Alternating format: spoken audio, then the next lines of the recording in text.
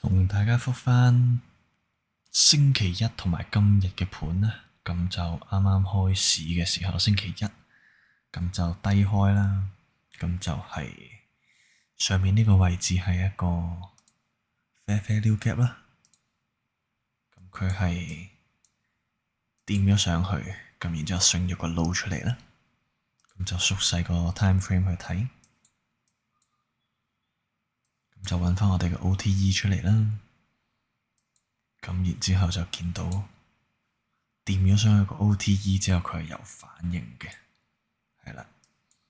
咁我就等到佢出咗個 SMT 先啦。呢度第一個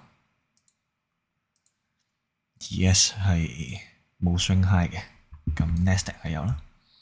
咁然之後一連串嘅，哎呀，我隻狗啊！喂，你坐到我鍵盤咧？喂，OK，哦，講翻呢度，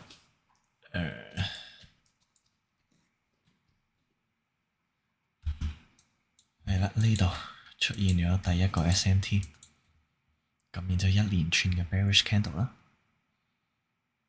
咁之後我哋等佢 retrace 翻，啱啱好10點鐘第二個 four hour candle，係啦，10點鐘呢度係啦，10點鐘呢度咁就 consolidate 啦，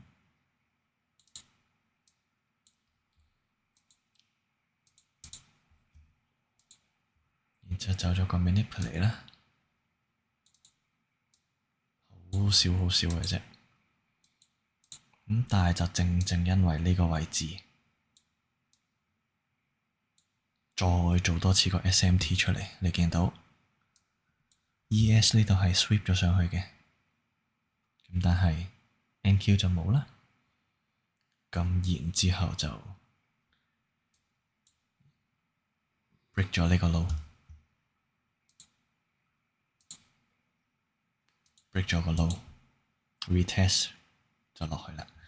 咁就完個 low 就即刻入場啦，我哋 stop loss 就會係前高點，係啦，同時間講翻係啦，咁我哋都可以再拉多次個 flip 嘅，咁又係喺個 OTE 嗰度揾位置入場啦。咁啱好就係 OTE 再加埋個 PO3，咁就所以對於我嚟講係一個十分之好嘅 set up 啦。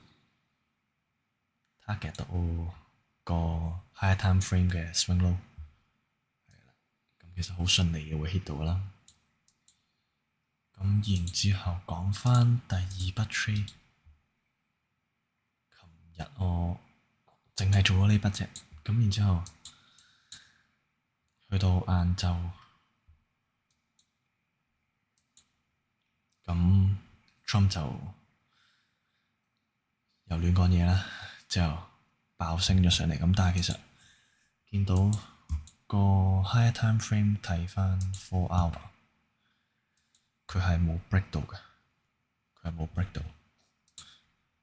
佢都係喺呢個 level 有個阻力嘅現象喺度啦，插咗上去收翻落嚟，咁然之後係1小時繼續走緊一個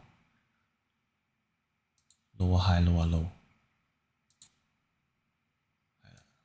lower high lower low，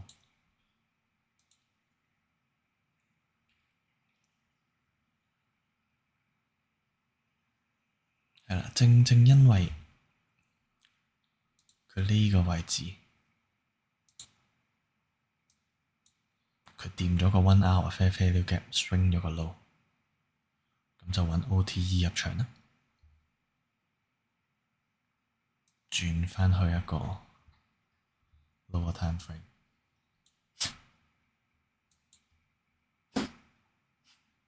OTE 就係呢個位置發生啦。咁我哋就揾返有啲乜嘢可以支撐到我哋去入場呢？咁掂到 OTE 上面啦，我見到佢呢個位置，因為佢由幾點呢？由1點半開始，一路升到3點幾，都未有一個好明確嘅，即係冇返一個 retracement 啊。咁就喺呢個位置，佢仲要掂到 OTE，然之後 break 咗個 low 出嚟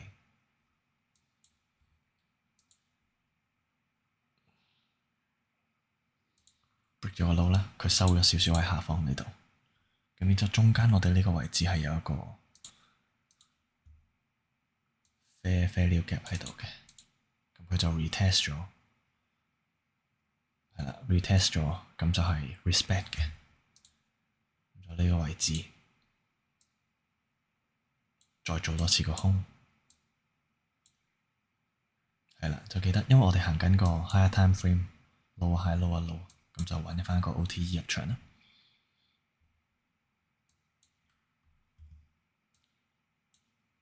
咁然之後 target 翻 higher time frame 嘅上 low，就又係成功 hit 到 TP 嘅，係啦。咁就因為我要 fulfill 翻個 consistency，所以其實我係咁意打咗個1:1之後就出咗場，係啦。咁呢個比較可惜啦，冇辦法。咁但係其實你見到呢個 OTE 係最主要都係按翻個 higher time frame 去行，咁就係再喺呢個 lower time frame 嗰度揾翻去支撐呢個理據嘅入場啦。咁其實係都幾簡單，我覺得係咯。最主要你跟翻佢啲 rules 啊，咁因為其實你最主要都係 follow 翻佢個 trend 啫嘛，係咯。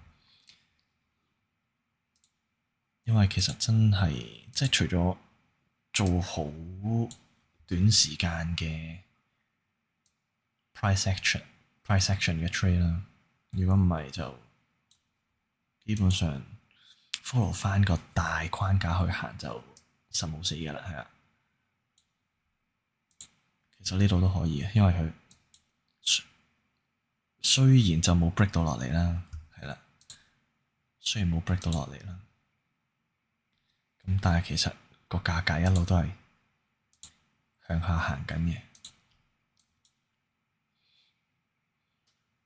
所以又係喺啱啱11點鐘嘅時候啦，hit 到去 OTE，咁你見到啦，一連串嘅 bearish candle break 咗 retrace，呢度其實可以再拉多個 OTE 出嚟啊！去到 lower time frame 嘅 OTE 再 break 多次，同時間佢仲要有 fair value gap 啦，一個、兩個，成粒都係㗎啦。